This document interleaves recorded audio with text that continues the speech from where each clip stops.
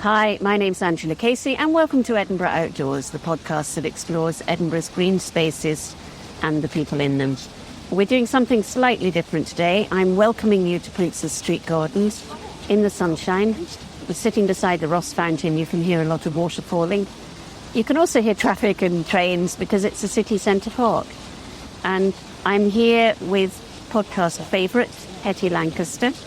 And what we're going to do today is we're going to talk about Princes Street Gardens. And we're just going to have a general conversation about Edinburgh Outdoors. And there's noises off. There's a lot of tourists here. So there's a lot of background noise, but it's nice. So welcome to Edinburgh Outdoors again, Hetty. Thank you very much, and lovely to be back.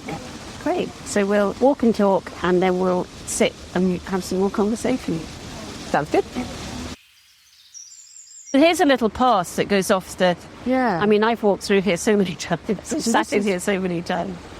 This is the Robert Louis Stevenson path, Yeah. and I really like it, the way that it curves round and takes you into this little wooded grove of silver birches. Oh, I think they're silver birches.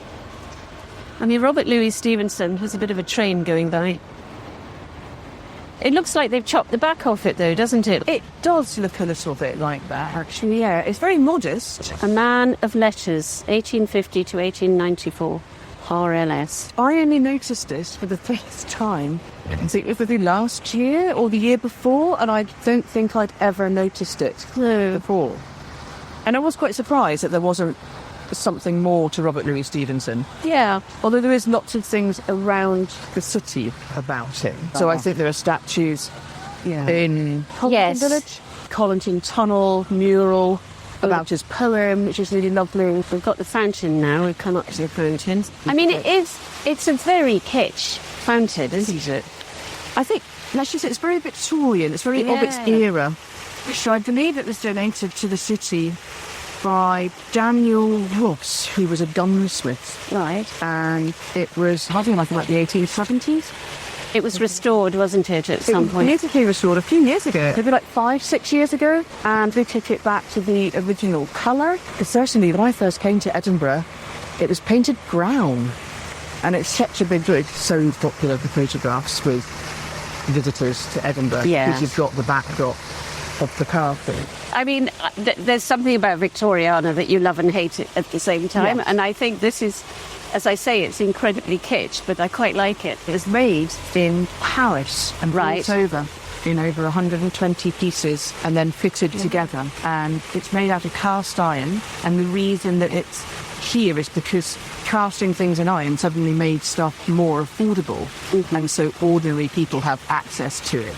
So before, if you had this gigantic big fountain like this, it would had to have been hand carved or made out of wrought iron, which is, individually made. So just the realm of kings and queens and you're super rich. Once you get the Victorian casting iron, it makes it affordable for, I'm guessing, ordinary people, accessible to the masses, I guess. And so this was very much, Daniel Ross beautifying a public civic space. Right. It looks French, doesn't it? But it's about people inventing things. I mean, that woman up there, she's got a sort of piston engine or something, has she? There's the arts, the skills. Oh, yeah, she has a pen. Sort of navigation, and she's got a palette. So she's got a pen and an artist's palette, and she's got the harp. So that must be music. Holding a hammer. Yeah, she's got a hammer. The book that will tell us would be, there's a 2-volume book of Edinburgh's public art. What a lovely day we've managed to choose. We have. It's really nice.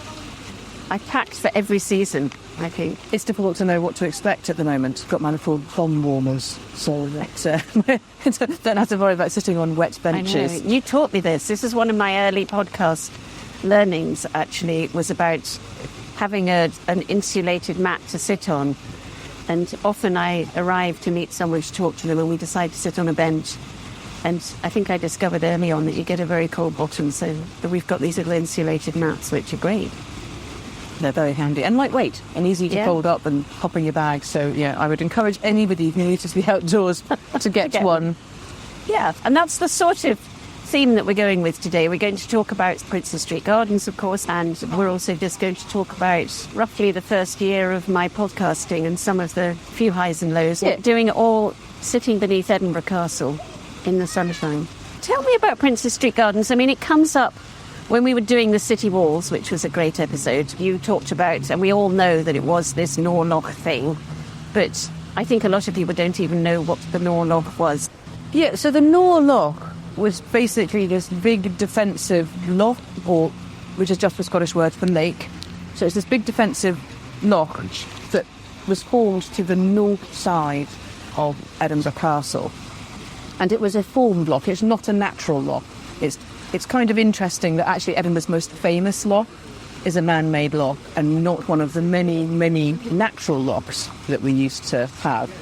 So they specifically created it to protect the castle from the north. And there used to be a little burn that ran through here, and they basically dammed it, I think in about the mid-15th century, so I think about the 1450s, that type of era, and they dammed it roughly where Waverley train station is now, I guess, to further down from where we're sitting. And yeah, so they purposely dammed it so that it would flood and create this defensive loch. And it was there for, I think, about like 300 years or so. Famously became this disgusting, stagnant body of water that, you'll hear about in lots of Edinburgh history. And then it gets drained when they decide to expand the city northwards and build the gracious new suburb that would be the Edinburgh New Town. So they drain this. It takes quite a long time. And really the space gets divided in two because they create the mound, which now divides East Princess Street Gardens from West Princess Street Gardens. And the mound itself was created by a lot of the earth that they dug out of the foundations when they were creating the new town, and they purposefully deposited all of these cartloads of soil to create this earthen mound and create this kind of earthen bridge to improve access between the old town and the new town.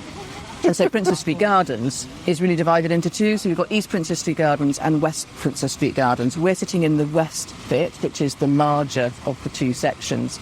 And originally this was actually a private gardens, much like the other private gardens that you get in the new town. And that was because Princess Street was originally a residential street. Only later does it become the commercial street. Originally it's a residential street, and this was the private gardens for those residents. And was Princess Street the top address? Was it the fancy one that you wanted to live in? I guess it kind of depended what you wanted to look at. If you wanted to look across at the old town, then yes. George Street would have been the principal street. Yeah, you wouldn't really have wanted to look at the old town in those days. We all think that you do want to look at it, but maybe they were starting to get quite romantic about it a bit, I think. Right. And they must have quite liked it looking across, because they passed an Act of Parliament to stop people building on the south side of Princess Street to preserve the views for Princess Street residents looking across to the old town. Right. But George Street would have been the principal street, and that just goes with the whole symmetry and hierarchy and order that comes with things like the Enlightenment and neoclassical architecture and that kind of thing. So George Street would have been very much the principal street, Queen Street and Princess Street, the secondary streets, and then you've got Rose Street and Thistle Street in these kind of little lanes. So George Street would have been, I suppose... That would have been the grand one. Headlands. Yeah. So, again, Queen Street would have had really lovely views out over the countryside, because you wouldn't have had the rest of the new town originally. And of course, again, you don't have any building on the north side of Queen Street, really, because you've got the Queen Street Gardens, which are still private. So it's only later on, after Princess Street gets a bit more commercialised, I think it's in the mid-19th century that West Princess Street Gardens gets made into a public park. East Princess Street Gardens was always a public park, actually. That was always owned by the council, and so that was always a public park. Yes. So one of the kind of early public parks.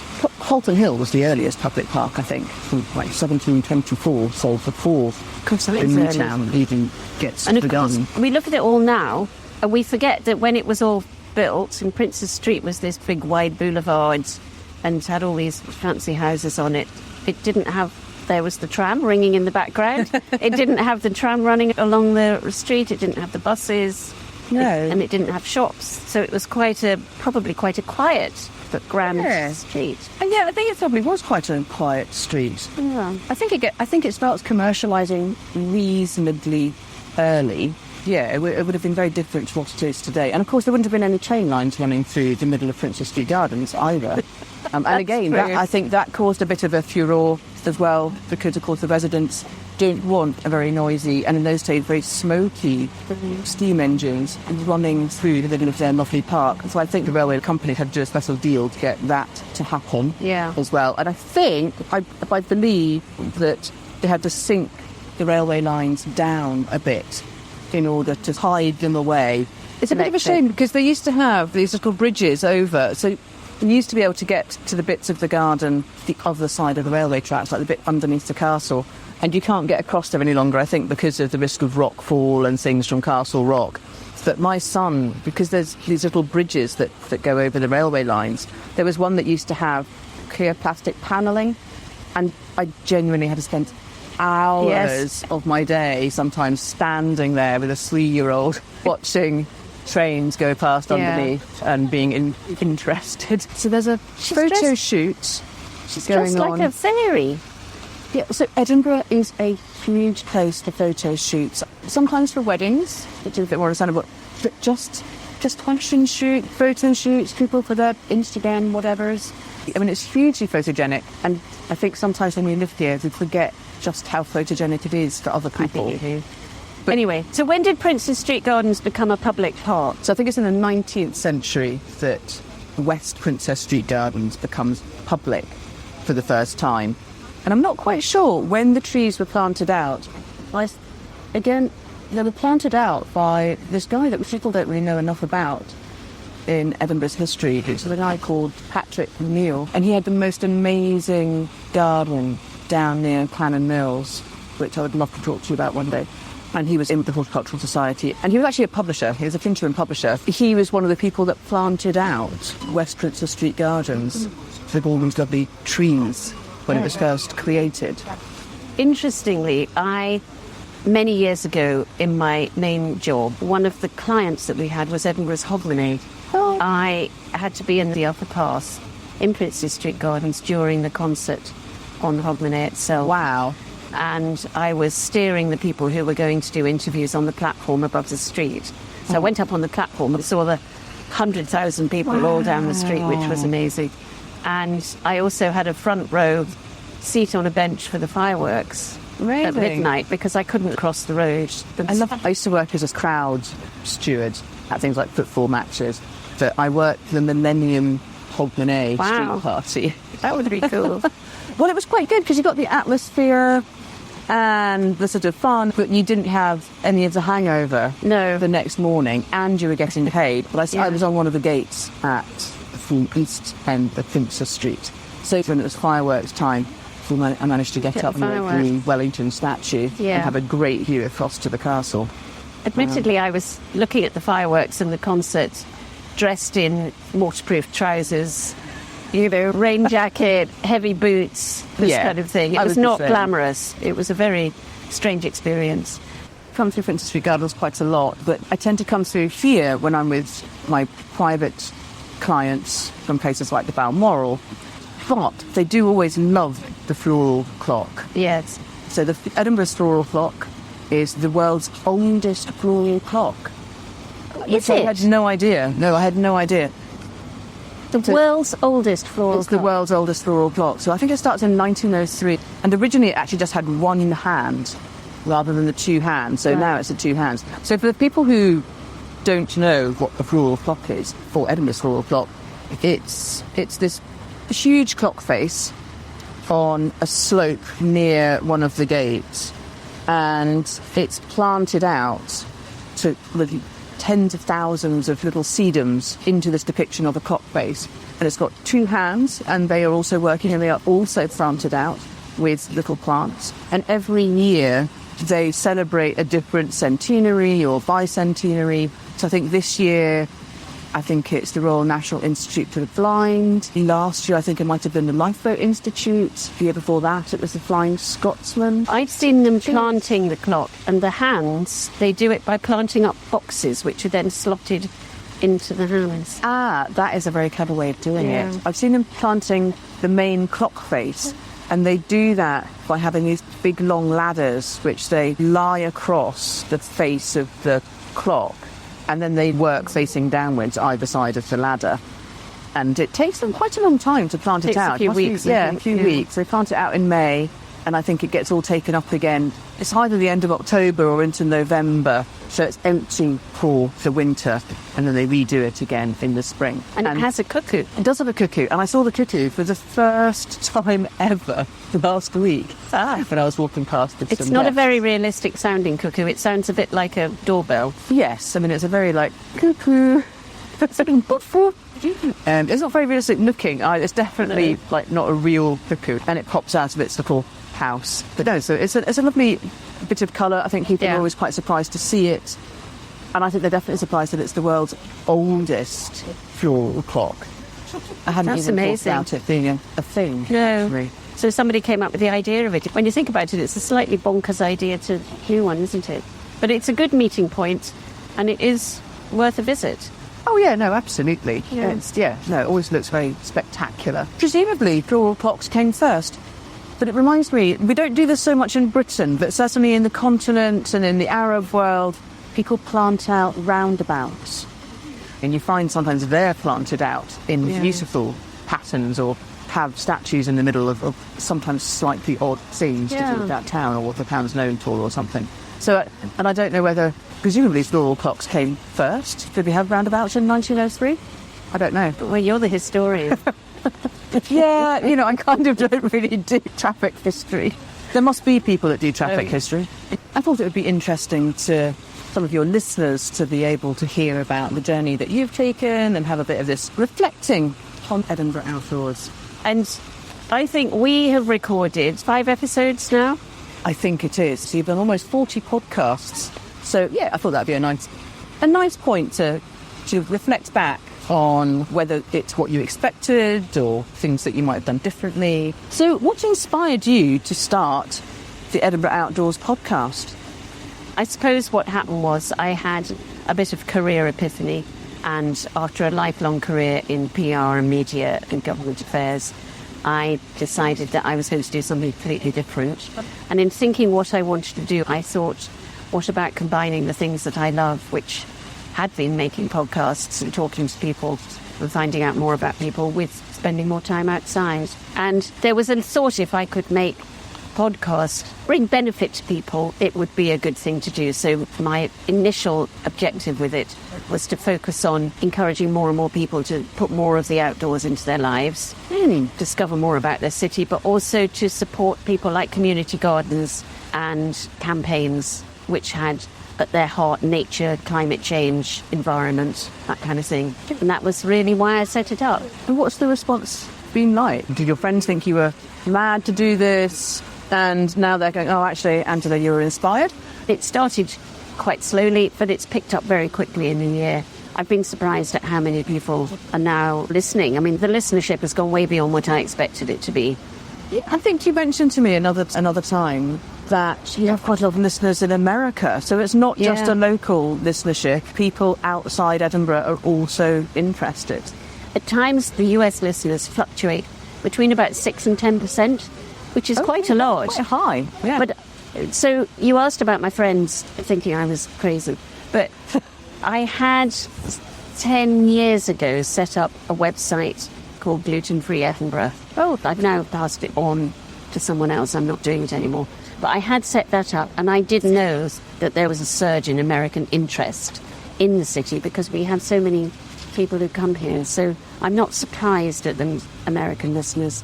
But I suspect they're maybe not regulars. Yeah, kind of dip in and out, depending on what and who you're talking to. Most of my regulars are UK-based. Not entirely Scotland, but UK-based. And what you've been doing so far, has that differed from your initial idea? Because obviously when you start a business, I mean, certainly that happened for me, was I thought, oh, I'm going to do this. And actually it's changed to be slightly different. Does that happen to you, or are you pretty much doing exactly what you set out to do initially?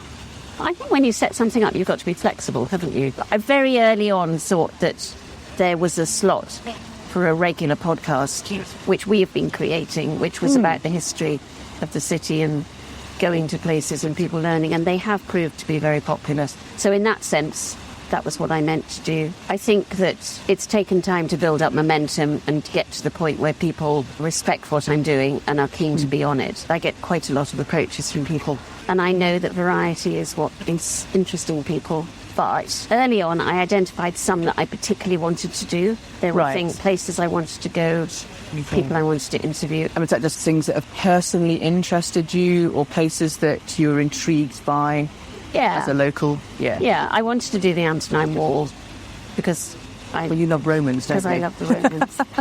I mean, what have they ever done for us? Yes, I wanted to do stuff about the Antonine Wall, although it wasn't in Edinburgh that I went out and did that. And then also just there are some people that I'm fascinated by who are active in the city. I think that's one of the things. It's like Edinburgh is such a busy city, partly because it's the capital and it's got the festival and all the tourists. It's like there is so much going on in Edinburgh. It's actually really easy to miss things.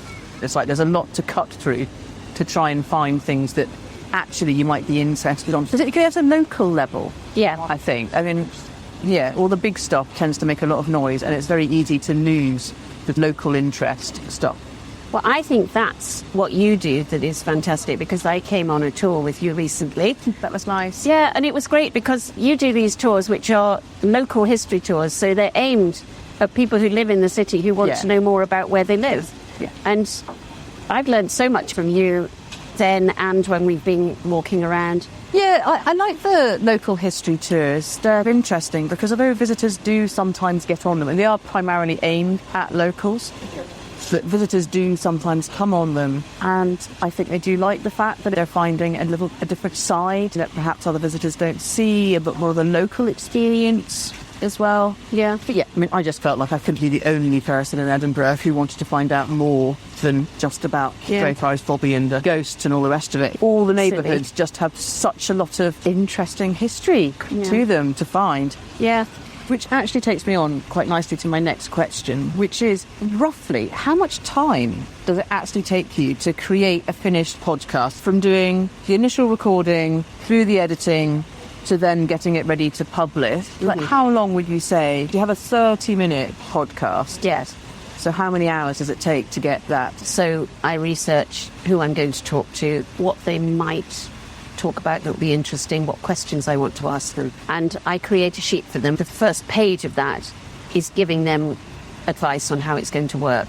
Right. And then the questions. And that probably takes me anything from an hour to 3 hours to do. Okay. So that's a really important first part. I send that to them. When we then meet, well, as you know, it varies, but usually I've got about an hour and a half's recording to produce that final half-hour podcast.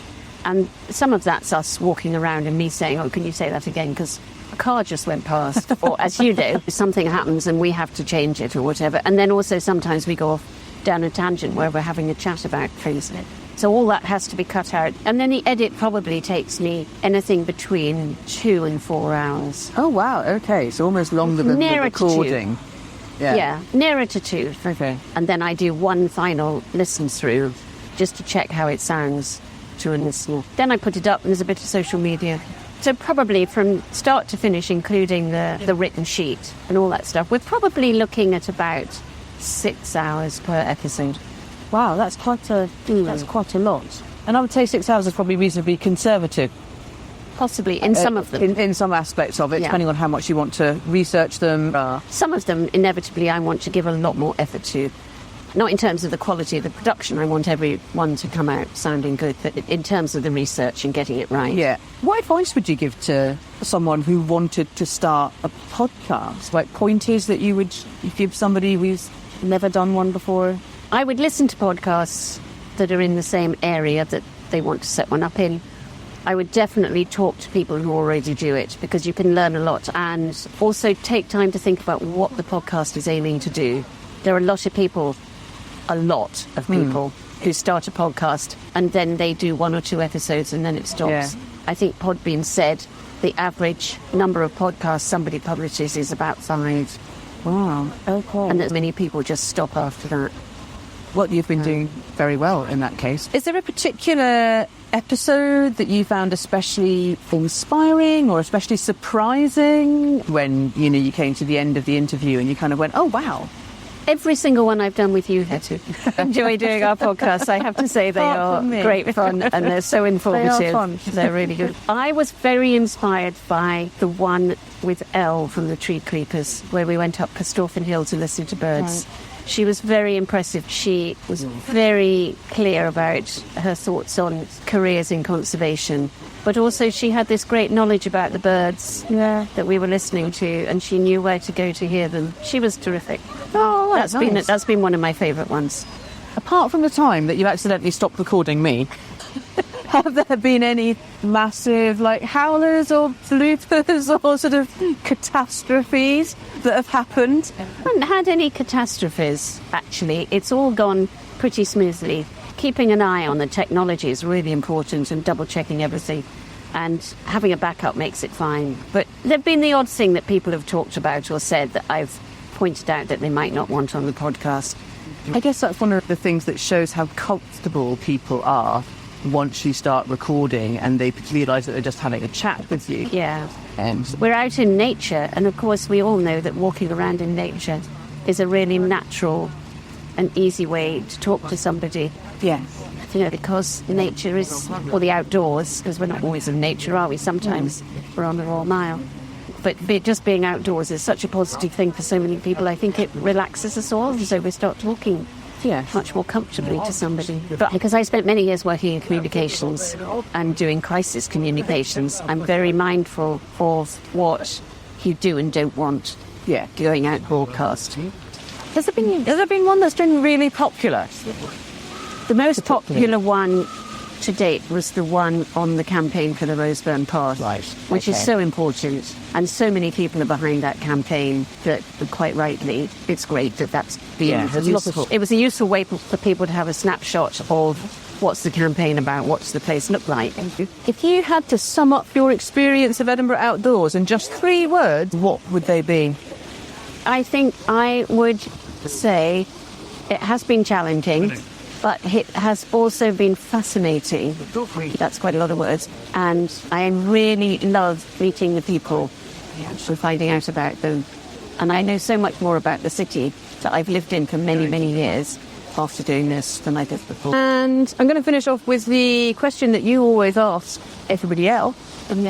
Which is, what does the outdoors mean for you? I've always loved the outdoors, and I've always been an outdoors person.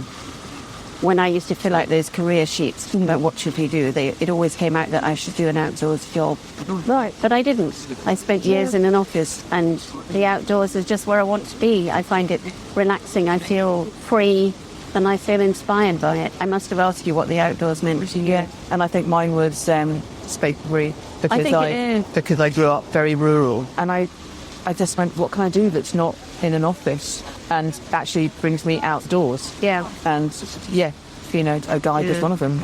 So recently I went on a really interesting walk around a space that I was really familiar with, which is Greyfriars Kirkyard, and I got an opportunity to go on a tour led by the Friends of Greyfriars Kirkyard.